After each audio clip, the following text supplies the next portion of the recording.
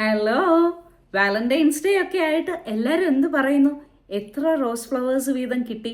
അല്ലെങ്കിൽ ആരൊക്കെ ഗിഫ്റ്റ് കൊടുത്തു? മെസ്സേജസ് ഒക്കെ വന്നോ? എന്തോ പറയുന്നു എല്ലാവരും. എനിക്കും വാലന്റൈൻസ് ഡേക്ക് ഒരു ഗിഫ്റ്റ് കിട്ടി. ഇച്ചിരി നേരം കഴിയുമ്പോൾ ഞാനത് കാണിച്ചു തരാം കേട്ടോ. പിന്നെ എനിക്ക് നിങ്ങളുടെ അടുത്ത് ചോദിക്കാനുള്ളത്, നിങ്ങളുടെ പാർട്ട്ണറിൻ്റെ ലവ് ലാംഗ്വേജ് എന്താണെന്ന് നിങ്ങൾക്കറിയാമോ? അല്ലെങ്കിൽ നിങ്ങളുടെ സ്വന്തമായിട്ടുള്ള ലവ് ലാംഗ്വേജ് എന്താണെന്ന് അറിയാമോ? അറിയില്ലെങ്കിൽ വരൂ, നമുക്കൊന്നിച്ചു പോയി നോക്കാം. സ്നേഹത്തിൻ്റെ, റൊമാൻസിൻ്റെ, ജീവിത വിജയത്തിൻ്റെ 5 ഭാഷകൾ. സ്നേഹത്തിനും ഭാഷയോ? അതെ, കറിക്ക് ഉപ്പ് എത്ര ഇമ്പോർട്ടൻ്റ് ആണോ അതുപോലെ തന്നെയാണ് ജീവിത വിജയത്തിന് സ്നേഹത്തിൻ്റെ ഭാഷയും. ഗാരി ചാപ്മാൻ എന്ന അമേരിക്കൻ സൈക്കോളജിസ്റ്റാണ് 5 ലവ് ലാംഗ്വേജസ് കൊണ്ടുവന്നിരിക്കുന്നത്. അദ്ദേഹത്തിൻ്റെ കണ്ടുപിടുത്തമനുസരിച്ച് കപ്പിൾസിന് എങ്ങനെ പരസ്പരം സ്നേഹം നൽകാമെന്നും ഒരാൾക്ക് ഏത് വിധത്തിലാണ് സ്നേഹം ലഭിക്കുമ്പോൾ സന്തോഷം തോന്നുന്നതെന്നുമാണ് ഈ കോൺസെപ്റ്റിൽ കൂടെ പറയുന്നത്. അങ്ങനെയാണെങ്കിൽ ഏതൊക്കെയാണ് ആ 5 ലവ് ലാംഗ്വേജസ് എന്ന് നമുക്കൊന്ന് കയറി കണ്ടു നോക്കിയാലോ? യെസ്, വരൂ നമുക്ക് പോകാം. പിന്നെ ഒരു കാര്യം കൂടെ ഒന്ന് പറഞ്ഞോട്ടെ. 5 ലവ് ലാംഗ്വേജസിൻ്റെ ഈ കാര്യങ്ങളൊക്കെ കേട്ട് ആരും വീഡിയോ സ്കിപ്പ് ചെയ്ത് പോകരുതേ. അവസാനം വരെ കാണുക.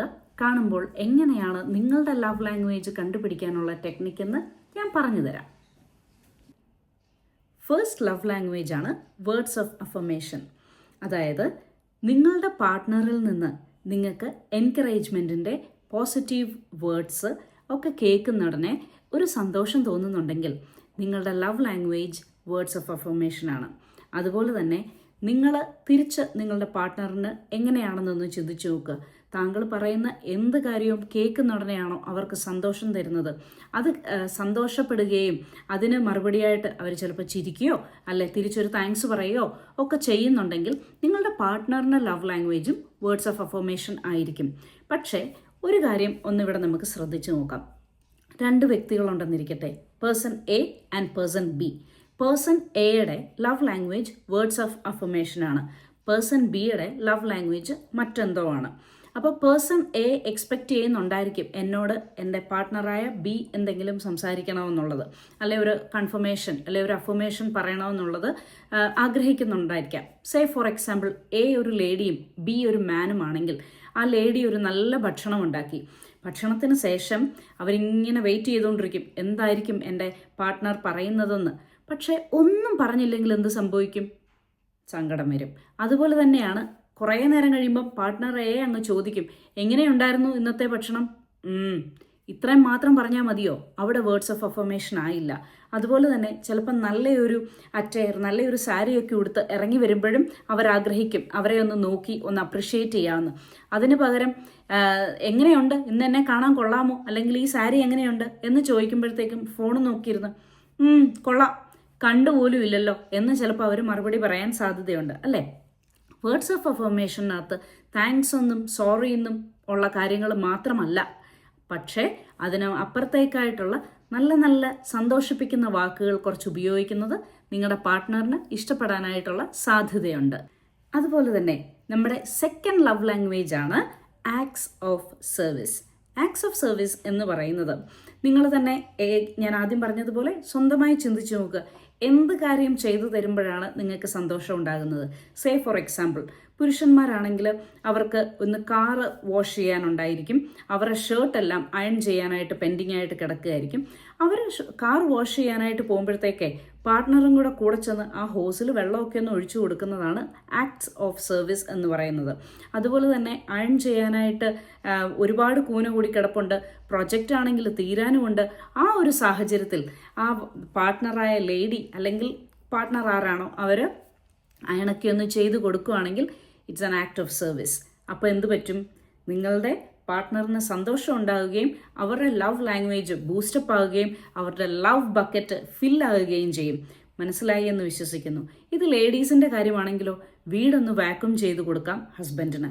അതുപോലെ തന്നെ ഡിന്നറൊക്കെ കഴിച്ച് കഴിയുമ്പോഴത്തേക്ക് പ്ലേറ്റ്സ് ഒന്ന് വാഷ് ചെയ്ത് കൊടുക്കാം.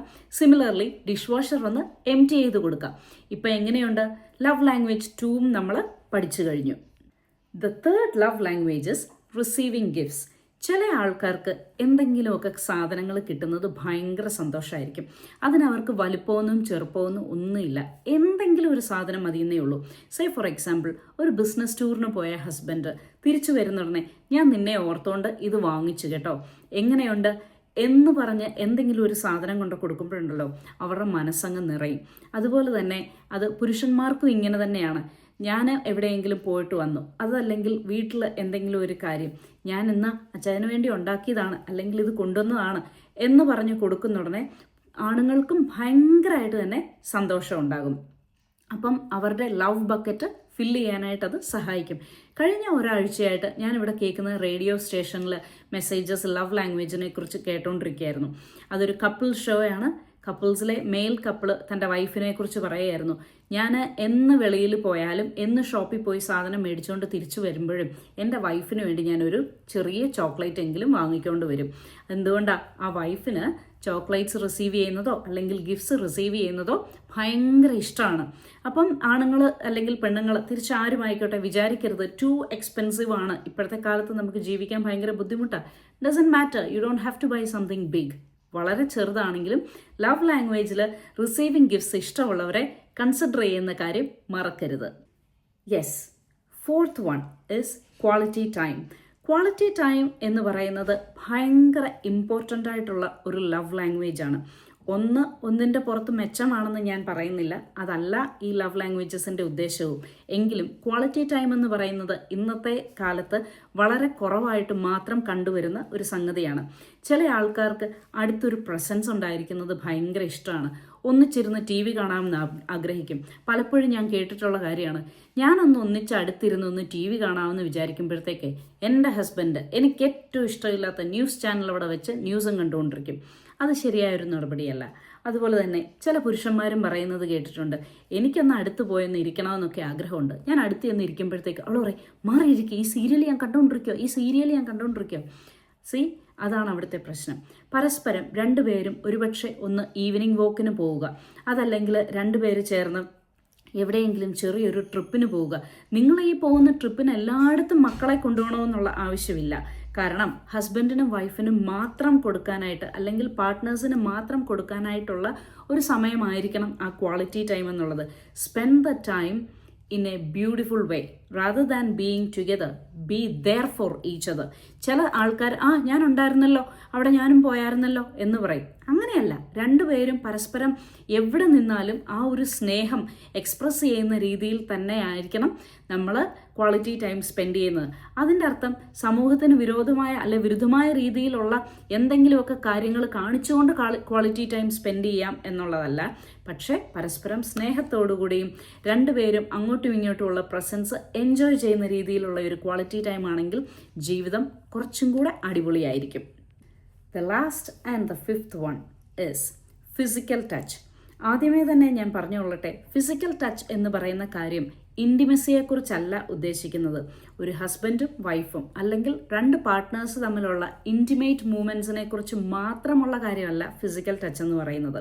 ഒരു കാർ ഓടിച്ചു പോകുമ്പം കയ്യേൽ പിടിച്ചുകൊണ്ടിരിക്കുന്നതായിരിക്കാം, ഈവനിങ് വാക്കിന് പോകുമ്പോൾ രണ്ടുപേരും ഒന്നിച്ച് കയ്യെ പിടിച്ച് നടക്കുന്നതായിരിക്കാം, അതല്ലെങ്കിൽ ഷോൾഡേഴ്സ് ഒന്ന് മസാജ് ചെയ്ത് കൊടുക്കുന്നതോ ബാക്ക് ഒന്ന് റബ്ബ് ചെയ്ത് കൊടുക്കുന്നതോ ഒന്ന് ഹെയറിലൊന്ന് മസാജ് ചെയ്ത് ഓയിലൊക്കെ ഒന്ന് തേച്ച് കൊടുക്കുന്നതോ ഇതൊക്കെയാണ് ഫിസിക്കൽ ടച്ച് എന്ന് പറഞ്ഞ് ഉദ്ദേശിക്കുന്നത്.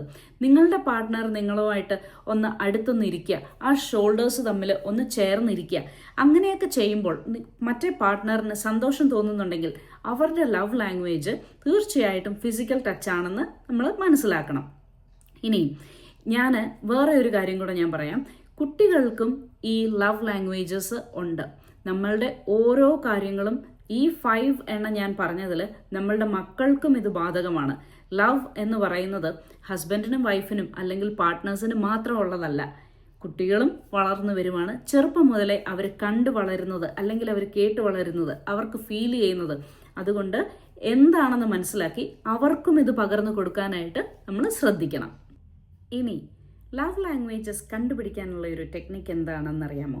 5 to 7 minutes ഉള്ള ഒരു ക്വിസ് ഉണ്ട് ഓൺലൈനിൽ. ആ ക്വിസിൻ്റെ ലിങ്ക് ഞാൻ താഴെ കൊടുത്തേക്കാം. ആ ലിങ്കിൽ നിങ്ങൾ ക്ലിക്ക് ചെയ്യുക, കറക്റ്റായിട്ട് ക്വസ്റ്റ്യൻസ് വായിക്കുക, എന്നിട്ട് എന്ത് ആൻസറാണോ നിങ്ങൾക്ക് ഫീൽ ചെയ്യുന്നത് ആ ആൻസർ നിങ്ങൾ ക്ലിക്ക് ചെയ്യണം. Eventually towards the end of it ഒരു ഇമെയിൽ ID നിങ്ങൾ കൊടുക്കാൻ പറയും. നിങ്ങളുടെ ഇമെയിൽ IDയിലേക്ക് നിങ്ങളുടെ ലവ് ലാംഗ്വേജ് എന്താണോ അതിനെക്കുറിച്ചുള്ള ഇൻഫർമേഷൻ വരും. ചിലപ്പം അത് ഒറ്റയൊരെണ്ണം മാത്രമായിരിക്കാം, അതുമല്ല ചിലപ്പോൾ അത് 2 കാര്യങ്ങളുടെ കോമ്പിനേഷൻ ആയിരിക്കാം.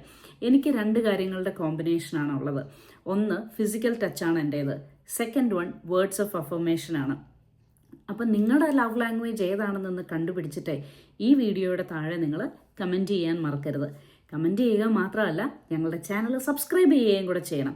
അപ്പോൾ എല്ലാവർക്കും സന്തോഷമുള്ള അടിപൊളിയായിട്ടുള്ള ഒരു ദിവസം നേരുന്നു എന്ന് പറഞ്ഞുകൊണ്ട് ഞാൻ ഇന്നത്തെ വീഡിയോ വൈൻഡപ്പ് ചെയ്യട്ടെ. Bye. And this is what I got for this year. Although എൻ്റെ ലവ് ലാംഗ്വേജ് ഡിഫറെൻ്റ് ആണെങ്കിലും ചെറിയൊരു സമ്മാനമൊക്കെ കിട്ടുമ്പം ആർക്കാ സന്തോഷമില്ലാത്തതല്ലേ? ബൈ.